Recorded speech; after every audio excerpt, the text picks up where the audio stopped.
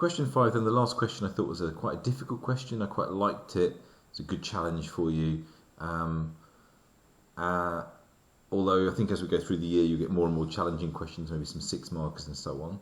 But nevertheless, you had to interpret some data given to you using the knowledge of the Earth's atmosphere, which you studied quite far back in year 10. If you look at it closely, you can see it's showing you how the proportion of 3 different gases changed through the course of time. They're labelled A, which was nitrogen, B, carbon dioxide decreasing a lot over time, and then C it towards the latter part of the graph here, increasing there, that was oxygen. And that little mark there, that's one that I made, it's just showing carbon dioxide coming up a tiny bit at the end, but ignore that, okay? So you can see all that. You're told that you did not have to know that for this question, though you do really have to know these changes for GCSE. This particular question gave you that information. You have to explain the change in the percentage of gas in the region labelled A. Now, to get 1 mark here was very easy. You simply had to say that nitrogen levels were increasing. Percentage of nitrogen increased initially. And then for the 2nd mark, you had to say why. And nitrogen was caused by volcanoes, essentially. And there's a bit more to it than that. There's a bit more detail you can read up about. But simply for this particular paper, you need to talk about volcanoes giving off nitrogen. The 2nd question was about explaining the change in percentage of gas B.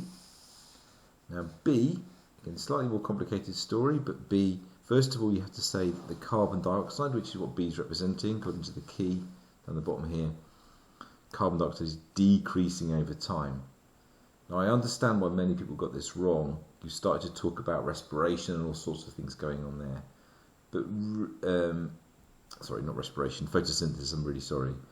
But really what happened, the first thing is to remember that back in these very ancient times, the Earth was really hot and there was no oceans at all. It was only after the oceans formed at this point that the carbon dioxide that was there started to dissolve in the oceans as the oceans formed and gradually decreased, or really quite steeply decreased over time.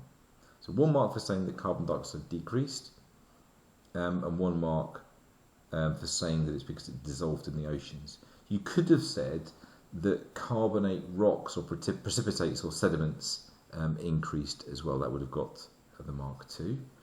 The 3rd question was around comparing. So the key word there, look out for keywords in your paper. I know you spend a lot of time talking about this in all your teachers, but the keywords are really important. Have a look, compare what happened in the region labelled C. And you get the mark there. It's worth 2 marks. You've got a mark for saying that carbon dioxide was going down, that's that dotted line, and that oxygen was going up. That was 1 mark, believe it or not.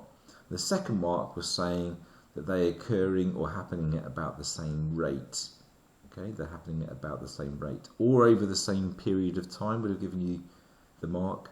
That was those 2 marks. And then the thing that might have caused that, I think a lot of people tried to put the answer for this one into C, but the reason that those 2 gases changed, the reason that carbon dioxide went down at about the same time that oxygen was going up was, of course, photosynthesis, and the vast majority of you got that mark, so well done. Then finally it was asking about natural gas is a fossil fuel, and you had to explain, you had to describe how deposits of natural gas have formed. I thought this was a particularly challenging question to get the marks on, and if your teacher was strict with marking here, as they should have been, you'd have struggled to get 3 marks. If you got 3 marks, you did really well.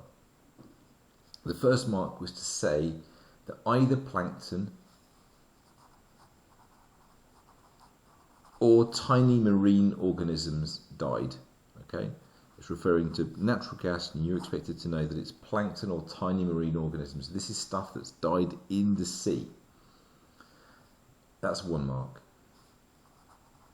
The 2nd mark is to say that once they sank to the bottom of the ocean, they were covered by sediment or buried.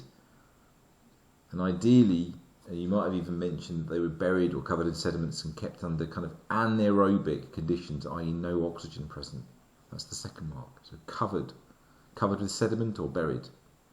And the third mark was to say that over millions of years they were subjected to high temperature and high pressure. You couldn't just say high temperature, you couldn't just say high pressure, you had to say both for the third mark. And that is it, folks, for this paper. The second PPE will be tougher.